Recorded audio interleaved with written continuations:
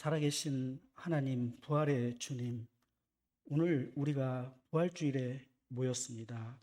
지난주 겟세마네의 어두운 밤을 함께 지나왔습니다.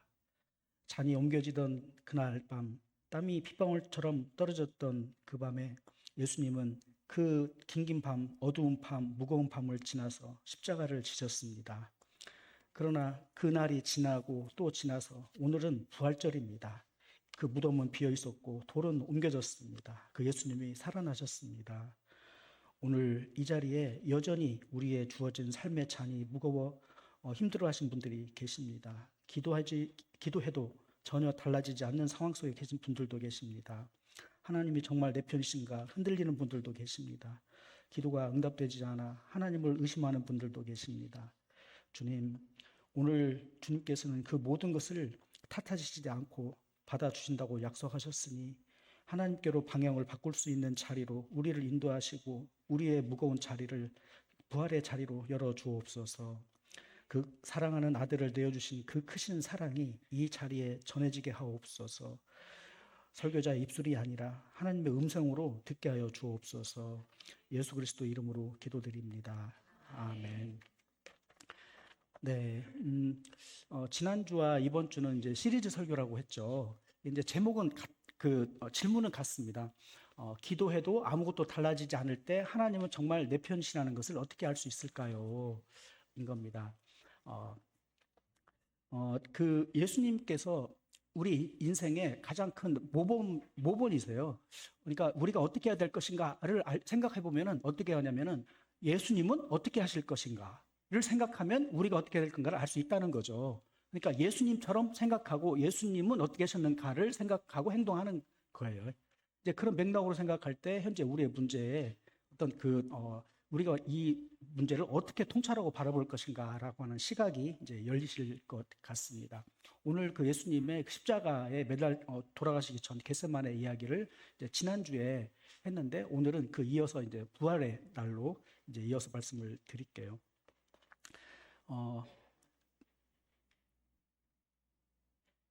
이소무화 이야기인데요.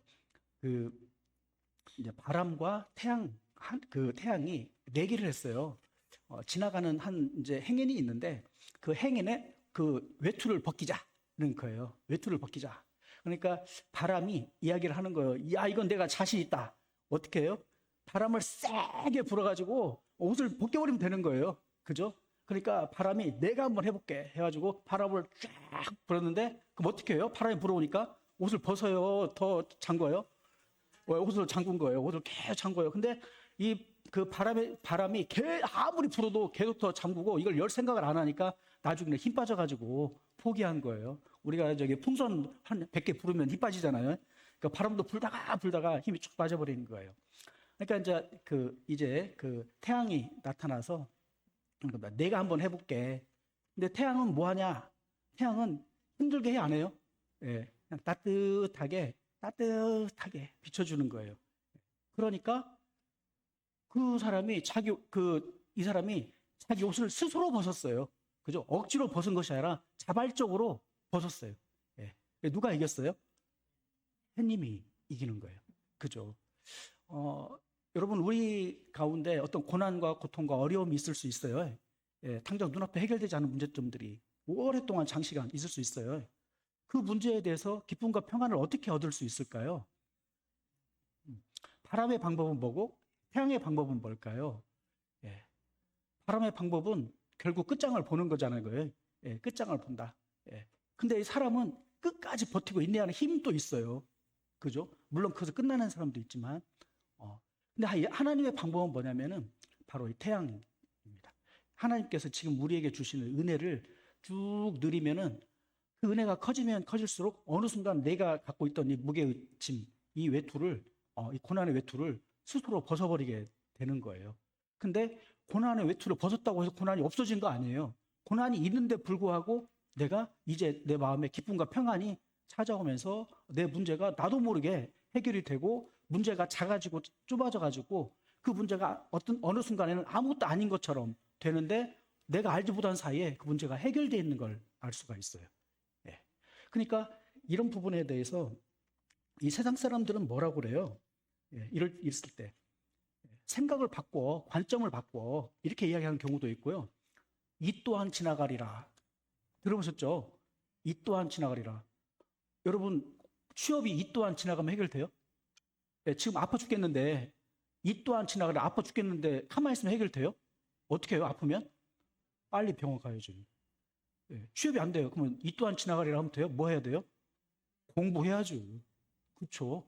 우리 삶에 어려움이 있어요. 그러면 가만히 있으면 이 또한 지나가요? 아니에요. 이 세상의 방법은 뭔가 대책인 것 같은데 대책 아닌 것도 같고, 어쨌든 결론은 뭐냐면 네가 하지 않으면 안 돼. 근데 힘들만 하지 마. 힘들만 하지 마. 그냥 가만히 놔둬버리는 거예요. 그래서 결국 해결이 돼요, 안 돼요? 되면 좋고 안 되면 말고. 예. 근데 그리스도인들에게도 사실은 이 또한 지나가리라는 말이 있어요. 요즘 어느 교회 가면은 붙어 있어요. 이 또한 지나가리라. 그죠? 그러면 교회에서 이야기하는 이 또한 지나가리라 하고 이 세상에서 이야기하는 이 또한 지나가리라 하고 같을까요? 다를까요? 어떻게 다를까요? 이제 이런 생각을 한번 해보세요. 어떤 문장을 보면은 저게 성경적인가? 저게 성경은 이거에 대해서 어떻게 이야기하시나? 원래 이 또한 지나가리라고 하는 것을 어떤 예화를 보면은 솔로몬 반지 안쪽에 써 있었다 막 이런 얘기도 하고, 그죠? 예화가 많이 있죠. 이 또한 지나가리라는 관련돼서. 근데 원래 이 이야기는 불교에서 나온 얘기예요. 불교에서 나왔어요. 불교는 이 또한 지나가는 거예요. 지금 내가 사는 것이 사실은 아무것도 아닌 거예요. 어떻게 됐냐? 사람은 물질에서 왔다가 물질로 흩어져 버린다는 거예요. 흩어져 버려요. 없어져 버려요. 우리 영이 없어진다고 생각해요. 불교는 사라진다고 생각해요. 소멸한다. 그러면 윤회와 전생은 뭐야? 이렇게 궁금할 수 있죠. 윤회는 불교가 이야기한 게 아니고 힌두교가 이야기한 거예요. 그러니까 우리나라 원래 불교에 힌두교가 짬뽕돼서 들어와서 우리나라 사람들이 어떻게 얘기하냐면 불교 사람들도 힌두교 전통을 갖고 와가지고 윤회를 이야기하는 사람들이 있어요. 근데 원래 석가모니는 윤회를 이야기하지 않았어요.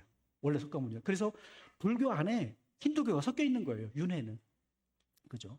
근데 어찌됐든 불교는 뭐냐면 우리는 자연에서 와서 도로 자연으로 흩어져 버린다. 그러면 우리 영이 존재한다 안 한다? 다시 기억 못 한다는 거예요. 이게 불교의 생각이에요. 그러니까 이 또한 지나가면은 그게 무슨 얘기냐면 너 언젠가 죽을 거야. 근데 언젠가 죽을 사람이 뭐 그렇게 고통을 했어. 죽으면 끝나는 것을 이라고 하는 거예요. 그래서 불교는 험으로 끝나요. 모든 것이 험으로 끝나요. 그죠? 그러니까 공술의 공수고라는 단어가 바로 그런 맥락인 거예요. 불교는 무에서 와서 무소로 가버린다는 거예요. 근데 이 말이 반전은 맞고 반전은 틀리다는 거예요. 이 성경의 관점에서 봤을 때는. 왜 그러냐면 모든 사람이 죽는 건 맞아요. 근데 이 또한 지나가는 거예요. 근데 문제는 기독교는 그 다음이 있어요. 그 다음이 있어요. 또 하나는 이것을 어떻게 지나가느냐가 있어요. 이걸 어떻게 지나가느냐가 있고, 이거 지난 다음에 무언가가 있다라고 하는 거고, 이걸 지나갈 때 누군가가 우리에게 힘을 돋고 우리를 위해서 응원하는 누군가가 있다라고 하는 이 세 가지 관점이, 이 성경적인 관점은 차이가 있어요. 그래서 오늘 이 부활을 통해서 이 세 가지 관점을 한번 찾아보면 좋을 것 같아요. 오늘 이제 핵심 본문이 로마서 1장 8장 제 1절, 그리고 이제 31, 32절, 이제 38절, 39절입니다. 이 내용을 알려면은 먼저 1, 2절을 한번 읽어보셔야 됩니다. 1, 2절을 한번 같이 읽어볼까요? 로마서 8장 1, 2절. 이 로마서 8장은 제가 참고로 말씀드리자면요. 성경의 성경이 다이아몬드 반지라면은 다이아몬드 반지에 다이아몬드가 중요하죠. 이 다이아몬드에 해당하는 것이 로마서라는 거예요. 근데 로마서 중에서도 제일 중요한 곳이 어디냐면 바로 이 8장이에요.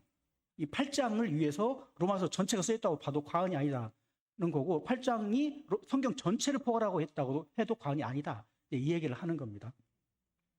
1, 2절 한번 같이 읽어볼게요.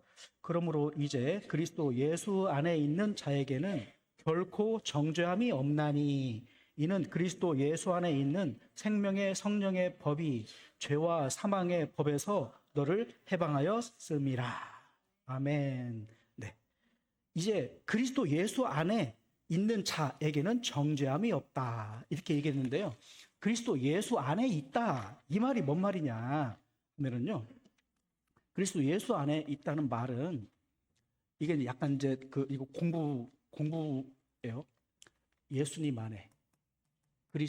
예수 그리스도 안에. 이게 뭐냐? 예수 그리스도 안에 있다는 얘기는 낮아짐과 높아짐이 있어요. 낮아짐은 뭐냐면 첫 번째가 성육신이에요. 육신의 몸을 입고 왔다. 인간의 몸을 입고 예수님이 왔다. 온 우주의 만물의 창조자이시고 영원하고 완전하신 분이 결핍되고 제한되고 일시적이고 어느 순간 사라져버릴 인간의 모습으로 제한된 공간으로 들어왔다. 그런 얘기고요. 그리고 예수님께서 이 땅에 살아가시는 동안에 순환을 당하셨어요. 그죠? 모진 순환을 당했어요. 그죠? 예. 자기가 만든 창조물부터 배척당하고, 그죠? 배신당하고, 그죠? 그 예수님을 받아들이지 않았어요. 예. 순환을 당했어요. 그리고 어떻게 됐냐? 십자가에 돌아가셨어요. 예. 십자가의 고난을 당했어요. 십자가의 고난이 어느 정도 수치였냐면요. 원래 십자가에 매달릴 때는 옷을 안 입어요. 원래 이게 예를 들면 속옷이라는 게 요즘 얼마 전에 생긴 거지. 옛날 사람들은 그냥 통으로 이불처럼 이불을 둘둘 말고 있는 거예요. 그러니까 그 당시에 요한이 옷을 혼이불이라는 건 한 장짜리 그냥 담요 하나 두르고 있었던 거예요. 근데 담요를 뺏기면 어떻게 돼요, 몸이? 예. 홀라당 이렇게 되는 거예요. 그러니까 바로 그 모습으로 십자가에 매달리는 거예요. 온갖 수치를 다 당하고 죽게 만드는 거예요. 수치와 저주를 당하고. 그러고 나서 어떻게 되느냐?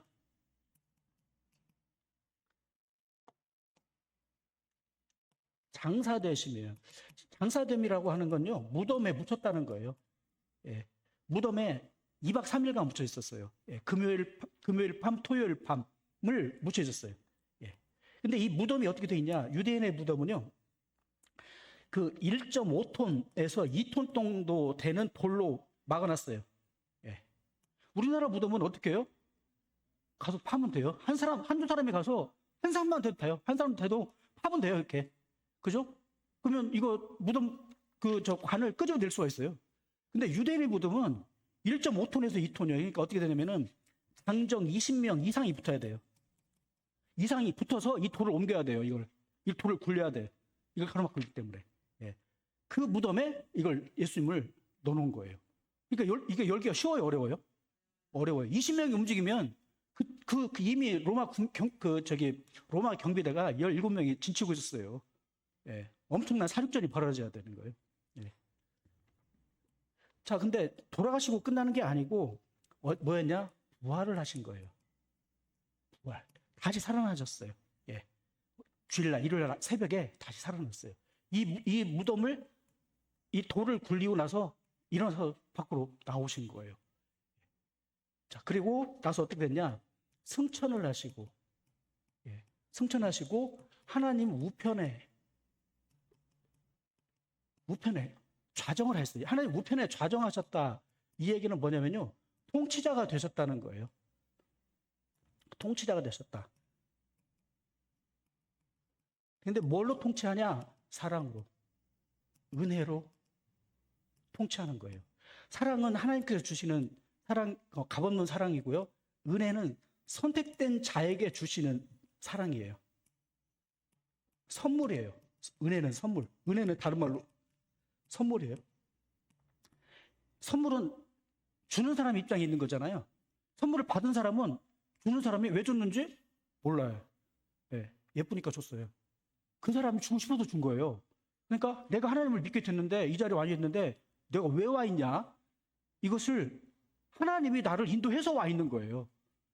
근데 여러분 다 이유가 있죠. 여기 오시게 된 발걸음에 인도가 있죠. 그죠? 어떻게 하다 보니까 여기까지 온 거예요. 근데 그 어떻게 한 것이 실은 누군가가 계획하고 인도한 거예요. 이거 어떻게 하냐? 제가 회사에서 일을 해보니까요. 키울 사람은 이미 그 사람을 약점을 하고 그 사람을 키워요. 그래서 일을 맡겨요.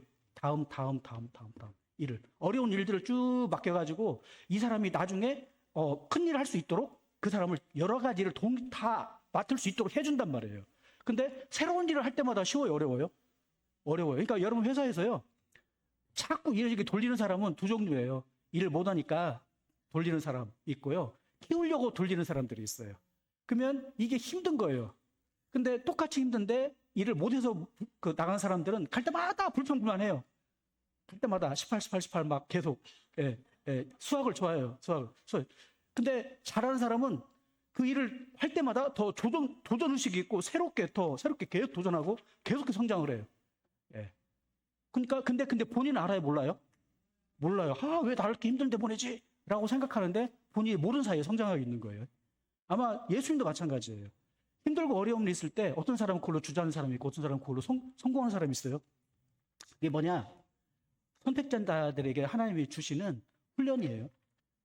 이렇게 되시는데 이때 누가 통치냐 하자면 성령님이 교회를 통해서 통치하는 거예요. 성령님과 교회.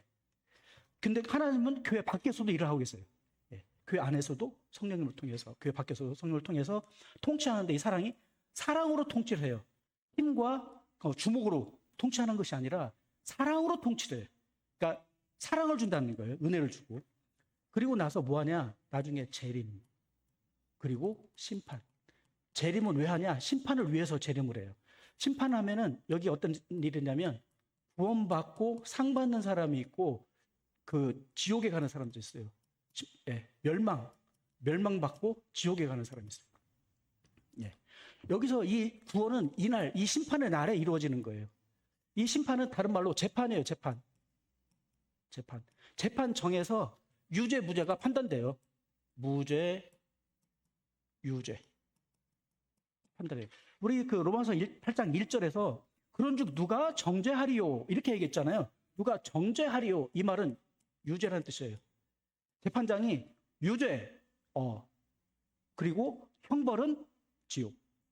선언 두 개 하죠. 이번에 보면은 유죄다 아니다라고 선언하고 그 다음에 형 양을 정해요.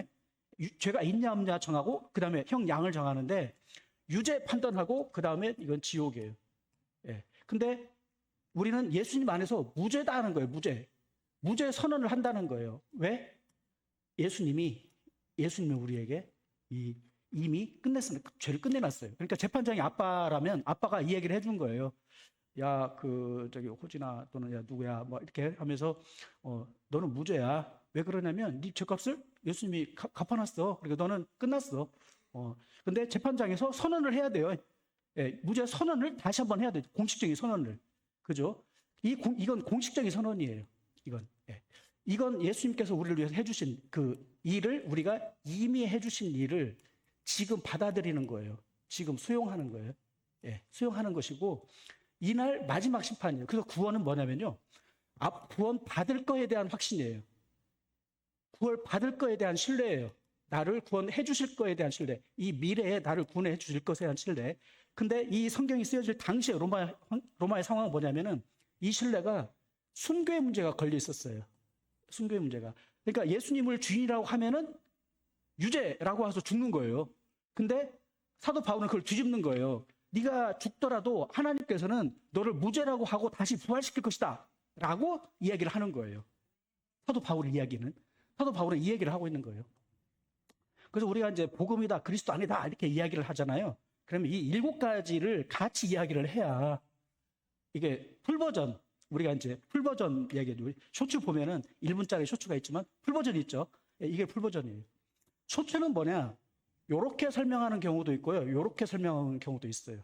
또 요렇게 설명하는 경우도 있어요. 근데 많은 교회들이나 많은 분들이 예수 그리스도의 주신 은혜를 여기에 국한하는 경우가 많아요. 죽었다 부활했어요. 그래서 어쩌라고냐?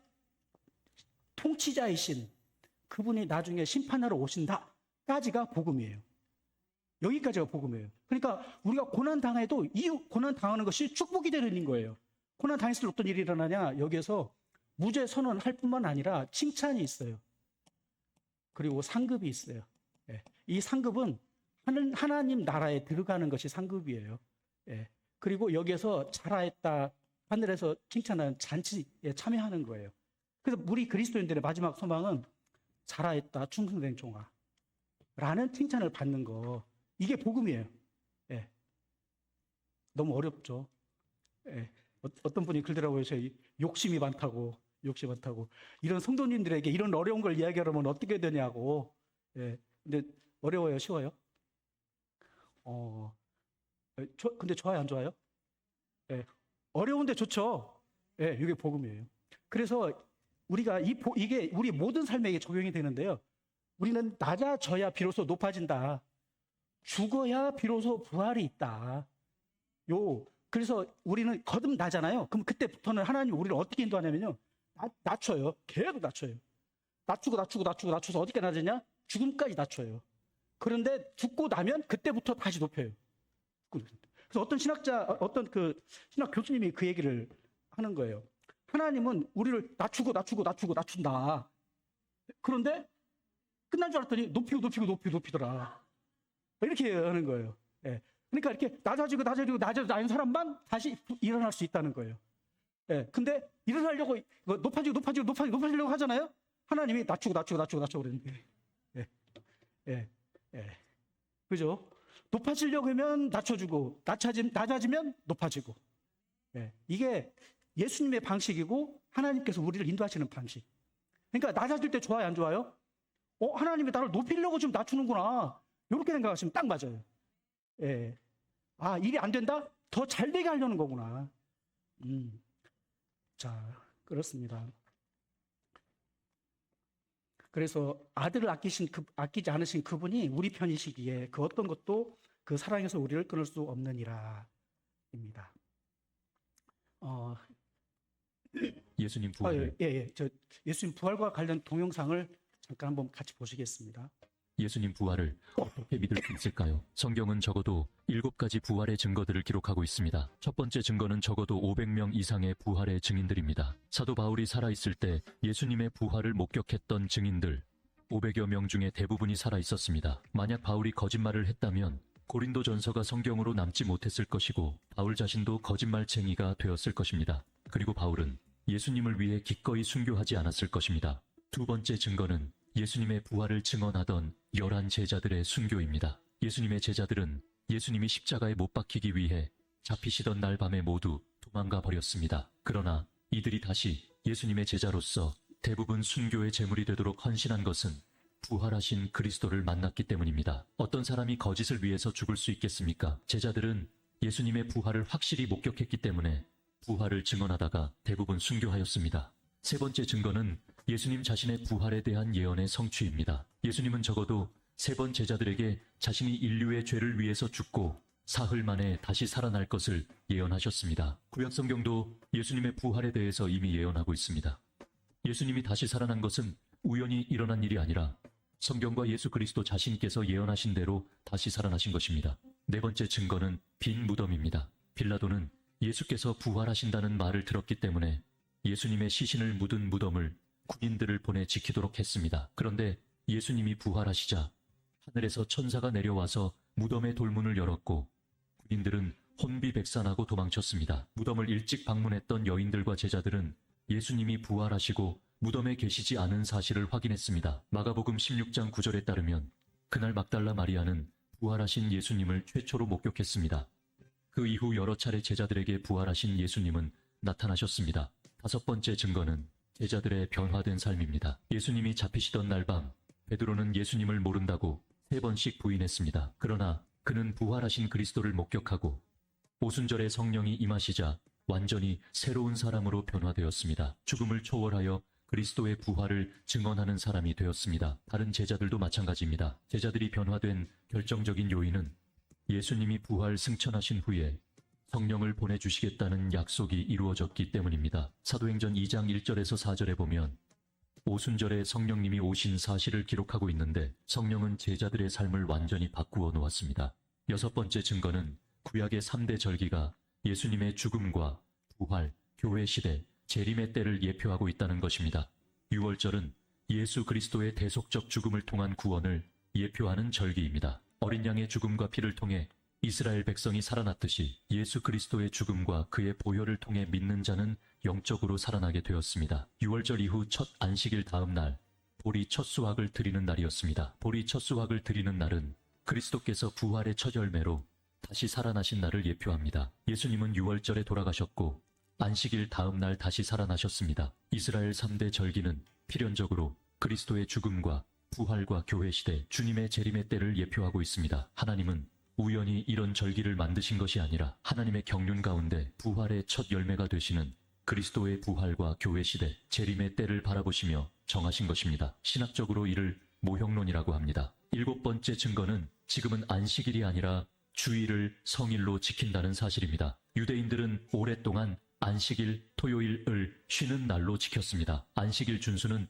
유대교의 상표와 같이 중요한 날입니다. 그런데 그리스도께서 안식일 다음 날 부활하심으로써 안식일에서 주님의 부활을 기념하는 주일, 일요일을 성일로 지키게 되었습니다. 이런 변화는 그리스도의 부활의 강력한 증거입니다. 주님의 부활을 기념하여 모이면서 기독교는 안식일이 아니라 주일을 지키게 되었습니다. 예수 그리스도의 부활은 그의 재림의 강력한 보증이기도 합니다. 예언대로 예수님이 부활했듯이 예언대로 예수님은 반드시 다시 오실 것입니다. 예수님의 초림을 약 350여 회 직간접적으로 예언하고 있듯이 재림은 380여 회 예언하고 있습니다. 그때가 이제 매우 가깝습니다. 마태복음 24장에는 주님의 재림의 징조들을 여러 가지 예언하고 있습니다. 대부분 이루어졌습니다. 예수님의 재림이 문 앞에 가까이 다가왔습니다. 누구든지 주의 이름을 믿는 자는 구원을 얻게 될 것입니다.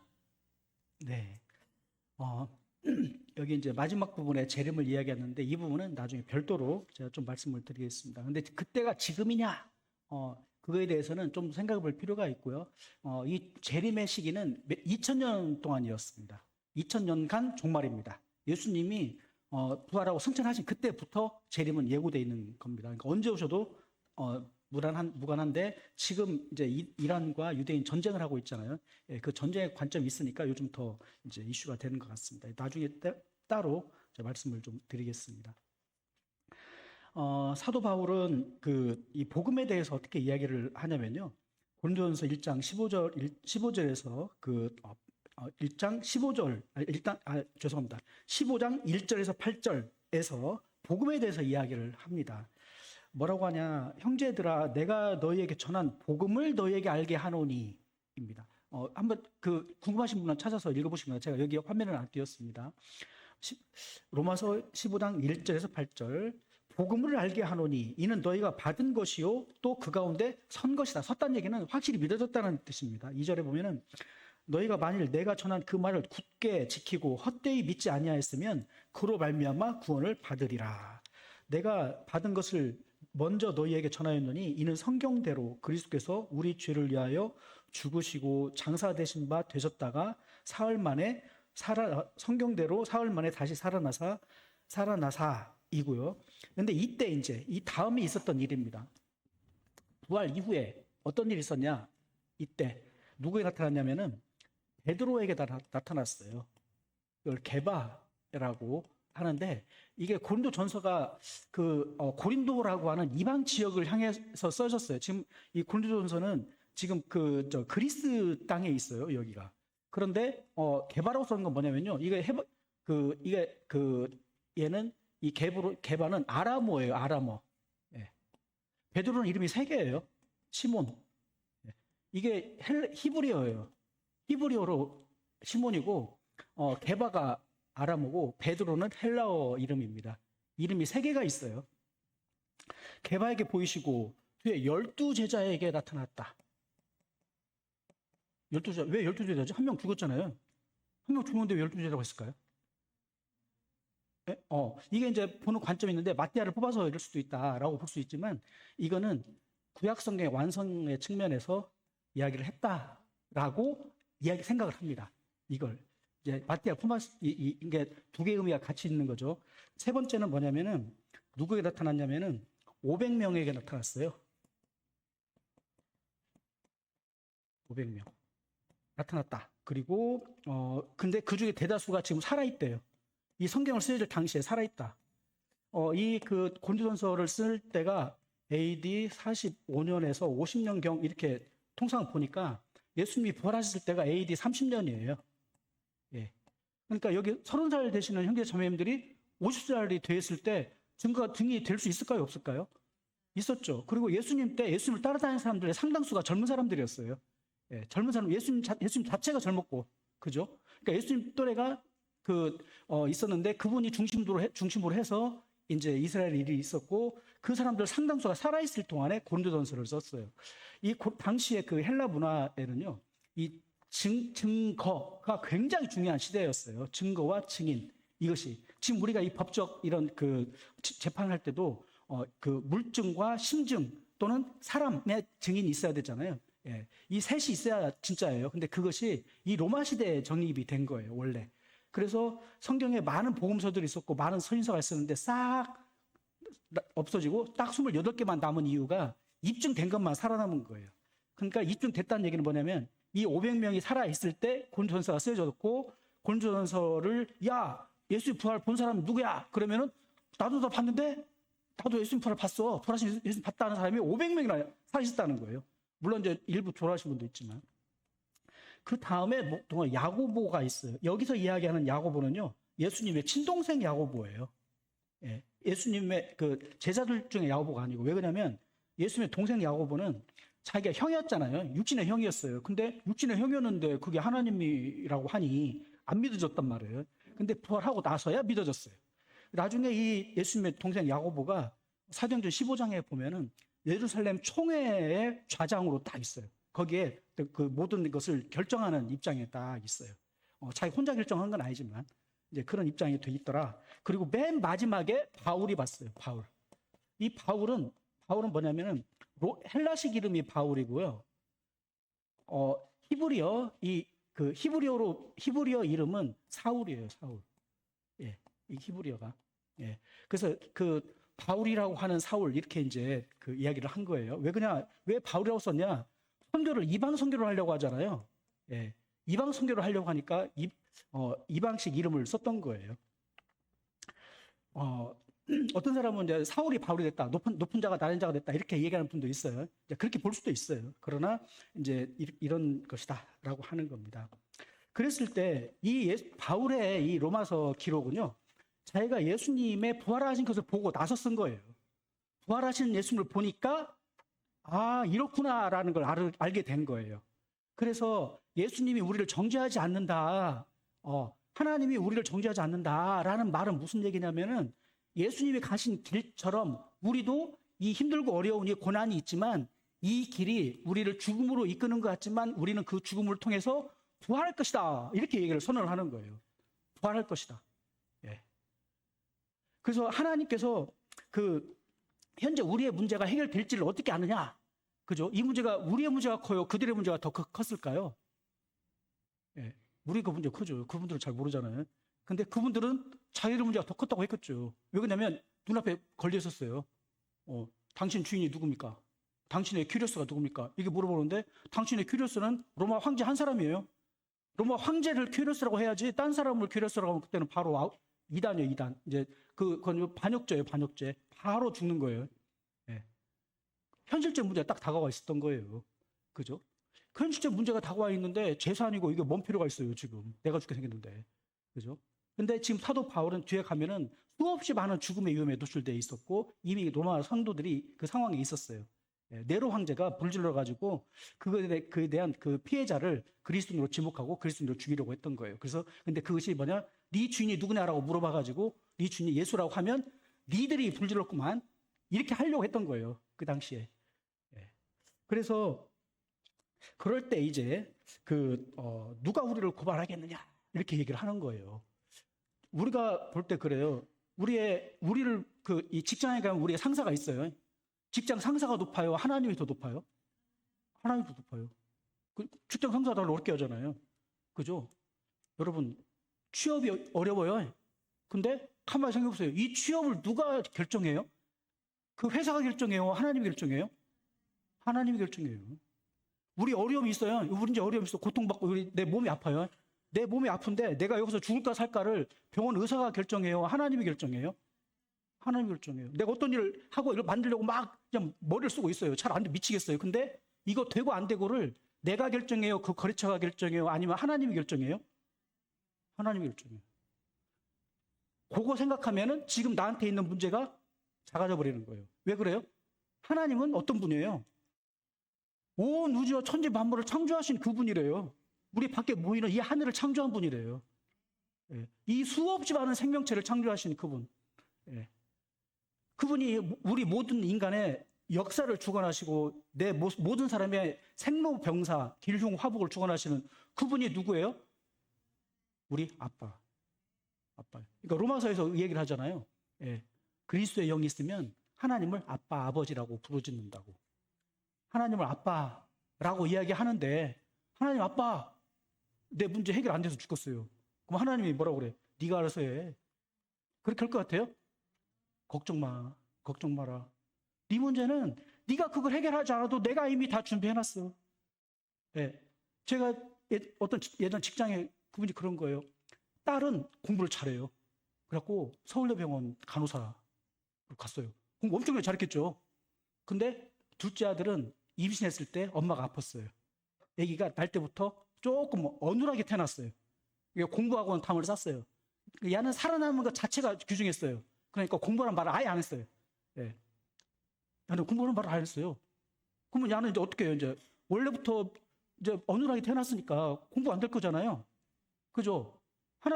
부모가 얘는 공부로 합격을 해가 아니야. 얘는. 부모 이미 알고 있어요. 그럼 어떻게 해요? 너 빨리 한전 취직해. 너 빨리 공무원 해야 돼. 너 빨리 임용고시 해야 돼. 너 빨리 이걸 해결해야 돼. 그럴 것 같아요? 해요, 안 해요? 안 해요. 뭔지 알고 있어요, 하나님이. 아니, 그분이. 그래서 그럼 어떻게 하냐면, 그분이 딱 그런 거예요. 자기 재산이 이렇게 있는데, 큰딸은 조금 주고, 아들은 많이 줘요. 아들은 직장 안 가도 먹고 살게끔 많이 줘버린대. 건물을 지어준대. 네. 임대료를 먹고 살라고.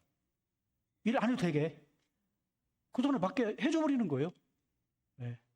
근데 얘가, 아빠 나는 공무원 할 거야. 임용고시 할 거야. 하나님 나 이 사업을 한번 해볼 거야. 그래서 막 죽더라도 공부해요. 그러면 어떻게 되는 거예요? 네. 자기만 힘들지. 그죠? 자기만 힘들어요. 근데 그게 부모가 내가 허락을 했어? 나는 근데 그것이 나쁜 것도 아니에요. 그러나 과도하게 할 필요는 없어요. 야, 그렇게 안 해도 돼. 살살해. 그렇게 하겠죠. 살살해. 막 죽고 싶다고 막 그러면 괜찮아. 내가 다 준비해놨으니까 괜찮아. 못 해도 돼. 안 해도 돼. 부모는 그렇게 하겠죠. 그죠? 그래, 안 그래요? 우리는 그런 부모가 없어가지고. 예. 근데 하나님은 부자잖아요. 우리는 가난한 것 별것이 없는데 하나님은 부자잖아요. 그죠? 그러니까 어떻게 해요? 내가 어려움이 있고 잘 안 되고 힘들고 미치겠어요. 그러면은 하나님 앞에 얘기하는 거, 하나님 나 안 돼. 미치겠어요, 이거. 그럼 하나님께서 걱정 마라. 내가 너를 위해서 내 그 가장 사랑하는 그 아들, 내 가장 사랑하는 그 예수를 너를 죽게 해줬잖아. 그만큼 사랑해줬으면 이제 내가 너를 얼마나 사랑한다는 걸 알아볼라. 하나님이 자기 목숨으로 사랑해줬잖아요, 지금. 그죠? 자기 가장 사랑하는 아들의 목숨으로 너를 사랑해줬는데, 그래도 뭐가 더 필요해? 우리는 뭐가 필요해, 이제? 아버지 뜻대로 하옵소서. 내가 어떻게 할 수 있는 것도, 하나님 할 수 없는 것도 아버지 뜻대로 하옵소서. 근데 내 끝이 좋아요, 안 좋아요? 좋아요. 해피엔드예요, 해피엔드. 우리는 해피엔드로 끝날 거예요. 네.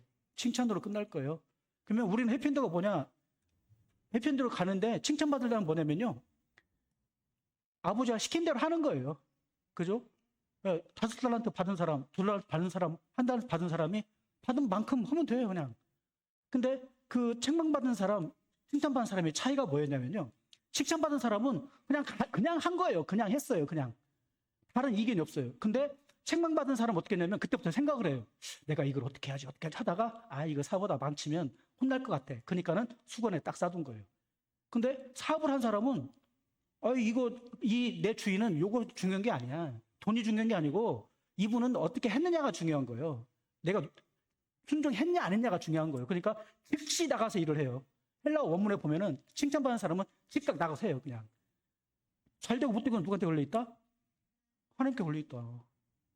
근데 이게 하나님의 일이라면 하나님 원하시는 때 하나님의 방법으로 하나님이 섭리하셔서 그때 딱딱 맞게 해주는 거고, 그게 좀 늦어져도 상관없어요. 하나님의 관점에서는 그게 오히려 더 좋을 수도 있는 거예요. 그죠? 하나님의 관점에서는. 근데 우리가 이럴 수 있어요. 아침에 우리 꼭 날 세신 적 있죠? 꼬박 날 세고 공부하는 거 있죠? 그죠? 날 안전 세고 꼬박 세고 그 다음에 아침에 눈이 퀭해가지고, 그럴 수 있죠? 그때 보면은 새벽이 올수록 점점 더 어두워져요. 그죠? 새벽이 올수록 어두워지는 거예요. 예. 근데 그 어두움이 올수록 이제 새벽 좀 있으면 태양이 뜨겠구나 아는 거예요. 어두울수록 절망이 오면 어두울수록 되는 거예요. 예. 그래서 어두움이 더 짙어질수록 이제 터널이 얼마 안 남았구나. 그걸 아는 거예요. 그죠? 그러니까 우리가 처한 상황을 어떤 눈으로 볼 거냐. 이 세상은 뭐냐면요. 내가 안 되잖아요. 시험 봐서 떨어졌어. 그러면 악방. 예. 너는 실패자야. 너는 패배자야. 이렇게 생각을 하는 거예요. 이건 그래서 어떻게 하냐. 이번 생은 끝났어. 나는 다음 생에서 해볼래. 그러잖아요. 이번 생을 끝내고 다음 생으로 넘어가려고 벌써 생각을 하는 거예요. 근데 이거는 이 세상을 바라보는 눈이 뭐냐 이거예요. 세상을 바라보는 눈이. 제가 이제 고속도로를 쭉 가다 보면은 이게 터널 안으로 이렇게 들어갈 때가 있잖아요. 그러면은 왜 이렇게 안 보여? 이 터널이 막 깜깜하게 안 보이는 거예요. 왜 이렇게 안 보이지? 왜 이렇게 안 보이지? 근데 옆에서 이제 사모님이 선글라스 벗어. 이 선글라스를 끼고 딱 있는 거예요. 선글라스를 딱 끼고 있으니까 낮에 좋을 때는 좋았어요 이게. 근데 터널로 쑥 들어가니까 이 선글라스가 이것 때문에 막 왜 이렇게 깜깜하냐. 이거 벗어. 안경 벗어. 안경 벗으니까 훤히 잘 보이는 거예요. 그죠? 예. 이 세상도 지금 우리가 처한 이거 선글라스 벗으면 돼요. 어떤 선글라스? 절망의 선글라스. 예. 죽음이라는 한계 앞에서는 선글라스를 벗고 부활이라고 하는, 그래서 이 세상을 통치하고 다스리고 나중에 심판자로 오실 그분을 바라보면 그분이 내 모든 것을 구원하기로 작정했고 그 길로 인도하려고 뭐 하고 있냐? 예수님께서 지금 천국 가서 뭐 하고 있어요? 자리 만든대요, 자리. 내 자리 만들고 있대요. 어떻게 되냐, 이거. 이거 어떻게 해요, 이거? 예. 내 아버지 집에 너 있을 곳이 많도다. 예. 여러분, 교회 오시면 여러분 자리 있어요? 예, 있어요? 그죠? 지금 우리가 그 자리 만들려고 하는 거잖아요. 뭐 공간 뭐 어디 좀 해보자. 이게 뭐냐면 우리 어르신들도 교회 오시면 앉아있을 자리가 계셔야 되는 거예요. 교회 오면은 그냥 교회 가면 좀 쉬자. 예, 이런 마음으로 교회 오셔야 되는 거예요. 교회 가면 그때부터 막 이거 내가 어떻게 어디에 있어야 할지 막 그러면 안 된다는 거예요. 예, 교회는 천국의 예표가 돼주면 좋잖아요. 물론 공간이 적으면 어쩔 수 없을 때도 있어요. 그러나 마음이 쉬어야 돼요. 일단 교회 오면 마음이 쉬고 그리고 몸도 좀 쉬고, 그죠? 예, 그 자리에 공간, 하나님이 나에게 있을 공간. 근데 이 공간의 다른 의미는 역할일 수도 있는 거예요. 그죠? 나의 역할, 나한테 주어지는 역할이 있으면 내가 거기서 존재 의미가 있고 거기서 내가 활동적으로 하다 보면 일이 넓어지겠죠. 그죠? 예. 하나님께서는 우리에게 자리를 예비하고 계신 분이다는 거예요. 그래서 지금 우리에게 당하는 이 어려움은 우리를 준비시키는 거예요. 준비시키는 거. 예. 우리는 빨리 되면 좋겠지만 주님께서는 더 큰 응답으로 우리를 주시기 위해서 우리를 준비시키고 있다는 거예요. 그죠? 예. 저는 군대를 안 가서 이제 2주 훈련 받았어요. 2주를 받았어요.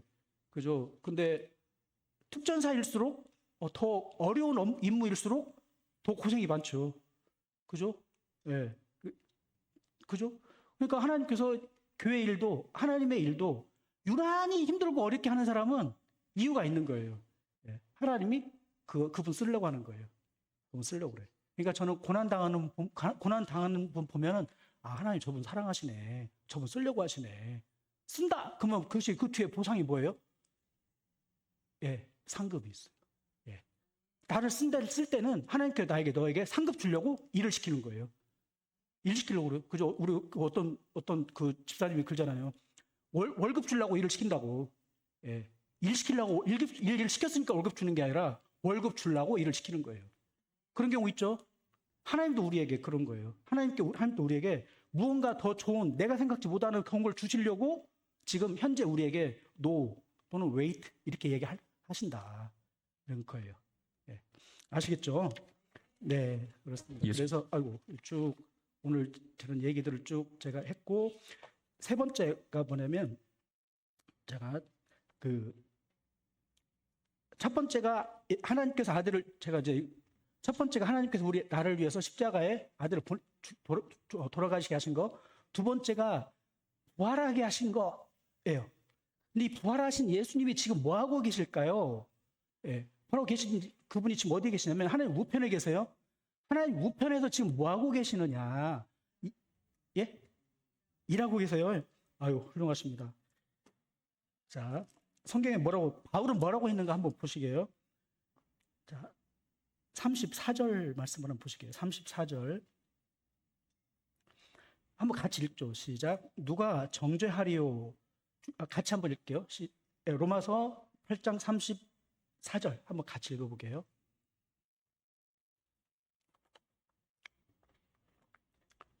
자, 한번 같이 읽게요. 시작. 누가 정죄하리요? 죽으실 뿐 아니라 다시 살아나신 이는 그리스도 예수시니 그는 하나님의 우편에 계신 자요 우리를 위하여 기도하시는 자신이라. 아멘. 예, 맞아요? 예, 하나님은 우리를 위하여 기도하시는 자신이라. 맞죠? 맞아요? 맞아요? 틀려요? 예? 이게 이제 맞다고 하냐, 틀리다고 하냐, 이게 맞다고 생각하시는 분, 예, 맞습니까? 제가 다시 한번 읽어볼게요. 그는 하나님 우편에 계신 자요, 우리를 위하여 기도하시는 자신이라. 여기 왜 여기다 기도라고 안 써놓고 간구라고 썼을까요? 예? 눈치가 빨라요. 그죠? 예, 예. 성경에서의 기도는 뭐냐면요. 이 헬라 문화에서 기도는 연결이에요. 연결이에요. 그러니까 아빠하고 아들하고 노는 거예요. 기도는. 그래서 그 자리에서 그냥 아빠랑 노는 거예요. 나 이런 일 있었는데요. 그러면 아빠가 그러냐? 이건 너 재밌었냐? 어땠냐? 예. 또 물어보는 거예요. 하나님 이거 해야 되는데 이거 어떻게 해야 돼요? 예. 그러면 야 그건 성경에 이렇게 돼 있고 옛날에 이렇게 했으니까 성경에 너 이렇게 해야 돼. 예수님께서 제자들이 하나님께 기도를 수시로 했단 말이에요. 뭐냐면 하나님한테 물어보는 거예요. 하나님 어떻게 해야 돼요? 그러면 예수님은 하나님께서 나 구약에 이미 써놨으니까 성경 말씀대로 하면 돼. 이렇게 얘기해 주는 거예요. 그럼 말씀에 기록되었으되 그 예수님이 계속 기록되었으되 이런 얘기를 한단 말이에요. 그러니까 예수님은 말씀대로 한 거예요. 근데 말씀이 뭐냐? 기도할 때 말씀이 깨달아지고 말씀이 내 안에 와서 말씀 힘이 돼서 행동하는 거예요. 근데 여기서 간구라고 쓴 건 뭐냐면요. 여기는 한국말로 하면은 간절히 구하다. 그 말이에요. 맞아요. 간절히 구하다. 근데 이 간절히 구한다는 말이 뭐냐면요. 중재한다. 예. 예. 그 다음에 중재한다인데 탄원한다. 그런 뜻이에요. 중재하다, 탄원하다. 탄원을 언제 해요? 우리가 탄원서를 언제 써요? 예. 뭐 재판이 붙었는데 지금 이 사람이 유죄 판결 나게 생겼어요. 그러면 탄원을 하는 거예요. 사실은 이 사람이 이 유죄 받을 사람이 아니고 죄가 없는데 억울하게 이렇게 된 측면이 있다. 그리고 이 사람이 이 정도 죄를 안 했는데 너무나 크게 지금 이것이 가 있다. 이 사람 좀 잘못한 것이 없다. 라는 얘기도 되고 동시에 중지하다도 돼요. 원래 우리는 죄인이고 원래 우리는 하나님 앞에 제대로 못하는 거예요. 그죠? 우리의 욕망도 있고 우리의 욕심도 있고 삶에 살아가는데 필요한 것도 있는 거예요. 이걸 해달라고 기도하는 거예요. 근데 예수님께서 우리를 중지하는 건 뭐냐면요. 하나님 정의리의 기도가 지금 자기를 위해서 하는 것 같지만 실은 얘가 하나님을 위해서 이걸 하려고 하고 있어요. 그러니까 하나님 이거 들어주셔야 돼요. 라고 중간에 중재를 해요. 예수님께서. 만약에 내가 예수님이 없다면 이 기도는 하나님 앞에 다 드랍이에요. 다 응답이 안 되는 거예요. 근데 예수님이 있으니까 이 얘기를 해줘요. 뭐냐면 아빠한테 엄마가 얘기를 하는 거예요. 딸이 용돈을 달래. 그러면은 아빠가 저 가신 애는 맨날 돈만 가져간다고. 근데 그때 엄마가 얘기하는 거예요. 아니 사실은 그 돈이 왜 필요하냐면은 자기도 좀 있지만 이번에 보니까 아빠 선물도 좀 하려고 하는 것 같아. 그냥 좀 더 줘. 이럴 수 있는 거잖아요. 그죠? 예수님이 우리 삶에 끼어들어서 저의 그 기도와 탄원을 하나님이 원하시는 걸로 그걸 접목을 시켜주고 연결을 시켜주고 그래서 내가 하고자 하는 것 같지만 그걸 하나님의 일로 승화시켜줘요. 예. 그래서 그 일 가운데 하나님 영광 받으시고 하나님이 또 하나님의 영광이 우리에게 흘러내려올 수 있도록 우리를 중간 역할을 해주신다는 거예요. 어떻게? 땀방울이 핏방울이 되도록. 예수님께서 지금 하늘나라에서 우리를 위해서 간구하고 있다고 해요. 간구하고 있어요. 간절히 구하고 있어요. 아, 이걸 보니까 제가 그렇더라고요. 제가 어느 날 교회에서 이제 목회를 시작했는데, 이제 교회 담임 목사가 돼가지고 이제 해야 하는데, 가만히 생각해 보니까 잠이 안 오는 거예요. 그래가지고 새벽 2시에 눈이 떠져. 항상 이제 우리 나이 되면은 이제 2, 3시면 눈 떠 있잖아요. 아, 눈 떠졌고 잠이 안 오네. 그래가지고는 아이씨, 교회나 가야겠다 해가지고 쫙 교회를 왔어요.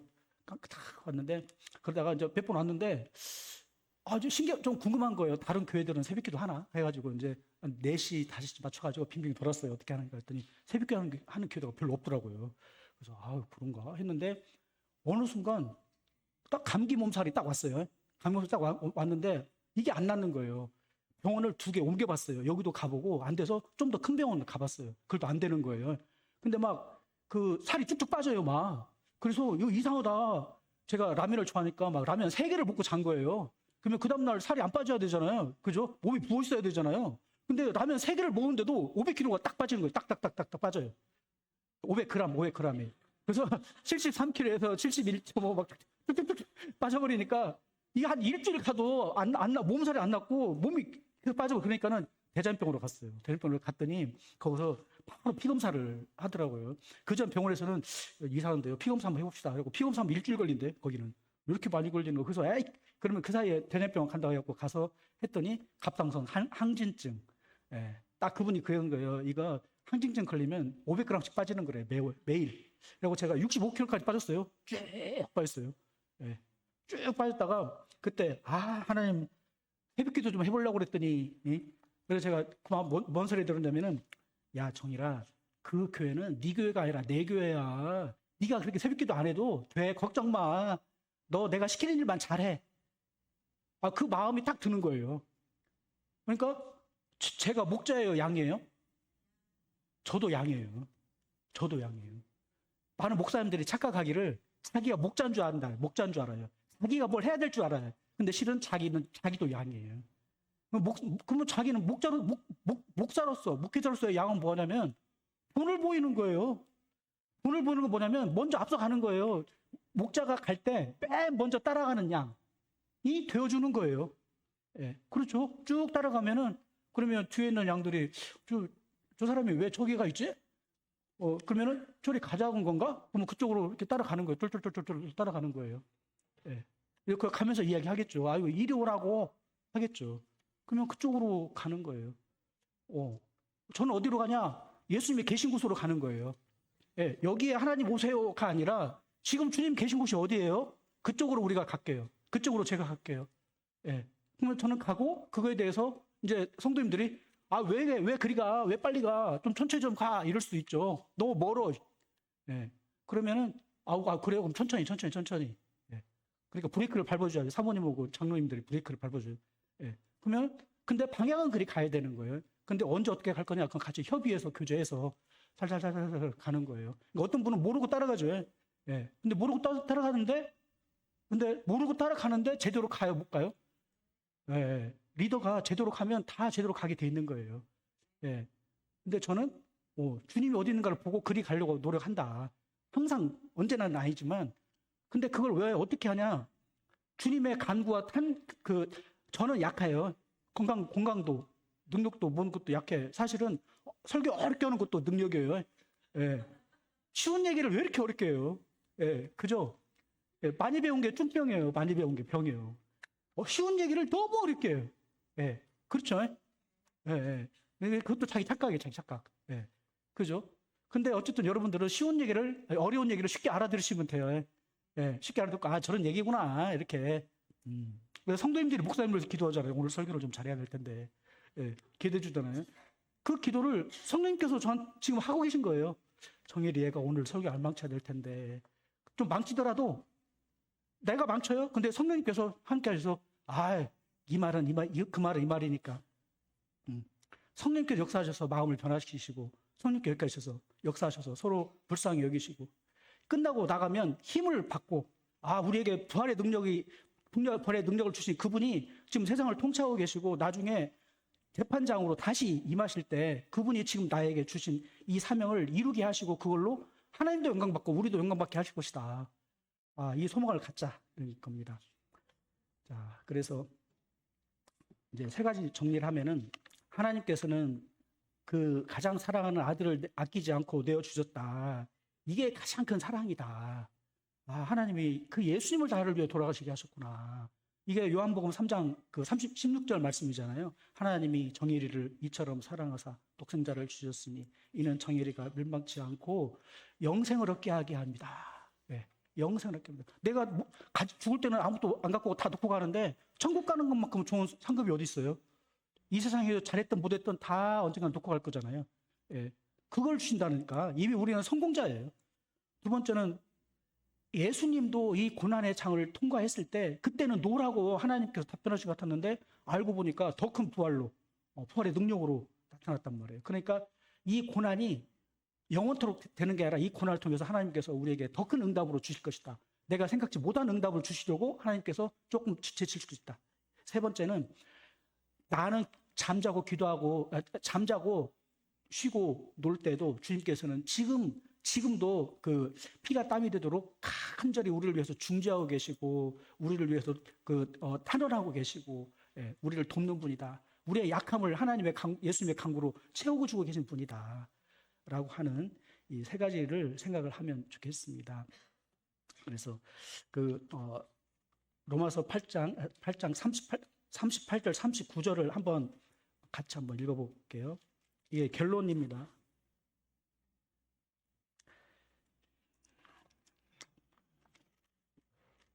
이 로마서 8장의 결론입니다.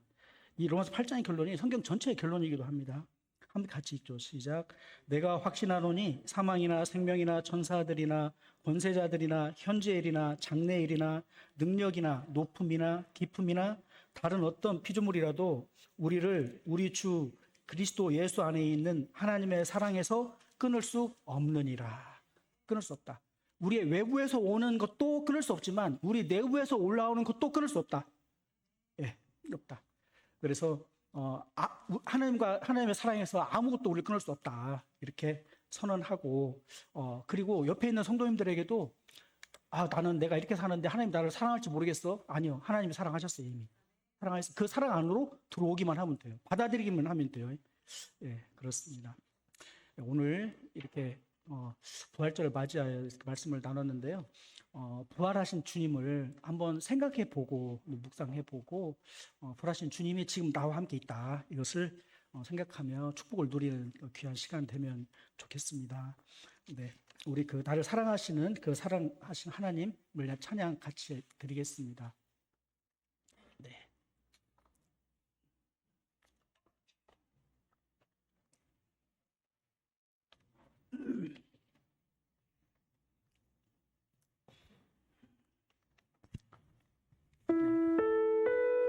살아계신 하나님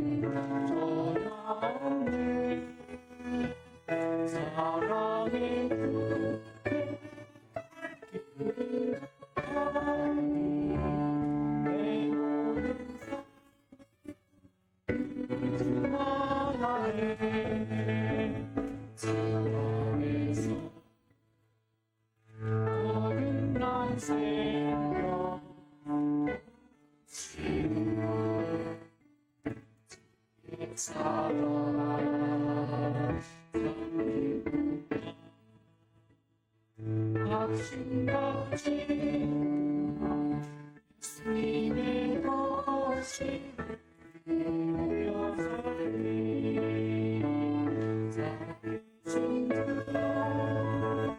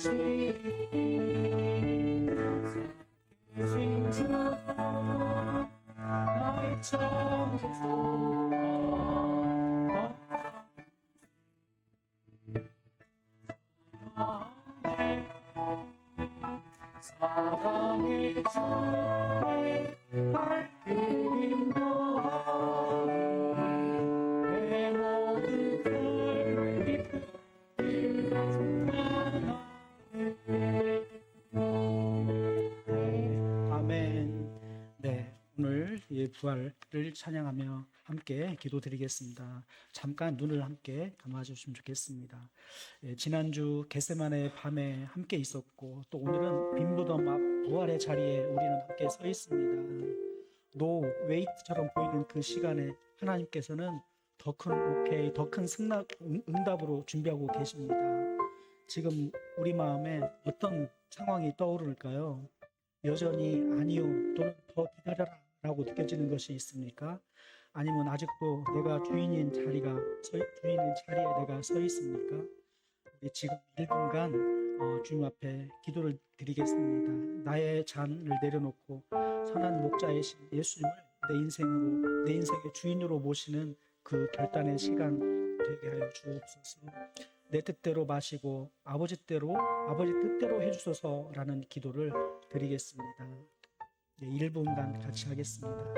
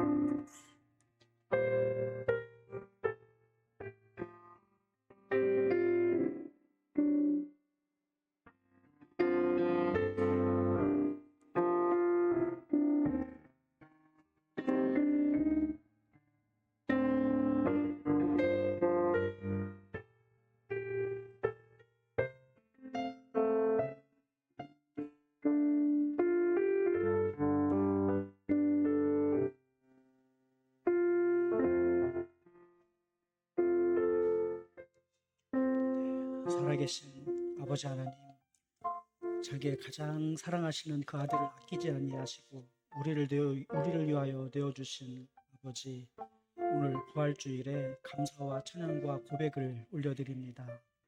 우리는 그동안 우리 자신이 주인이었습니다.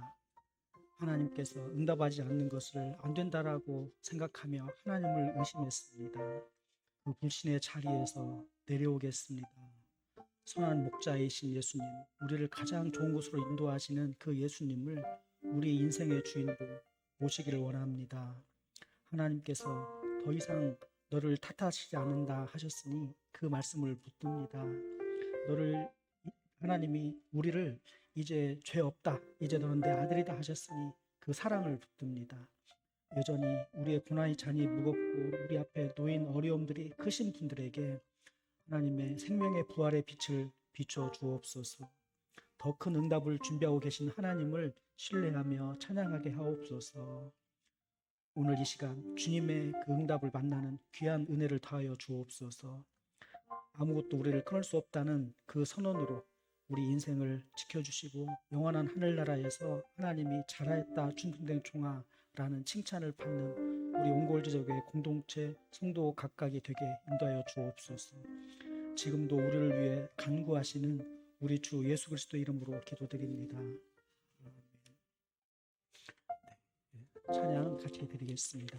네, 함께 일어서셔서 함께 찬양 드리겠습니다.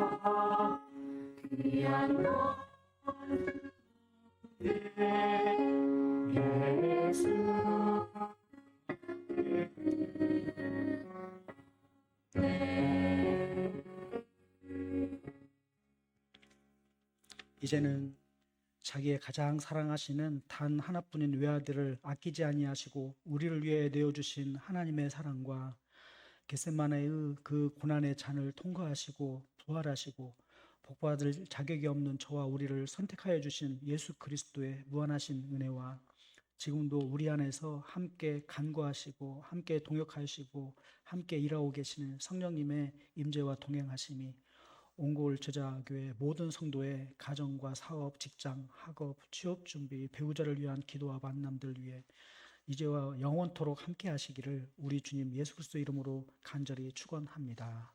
아멘.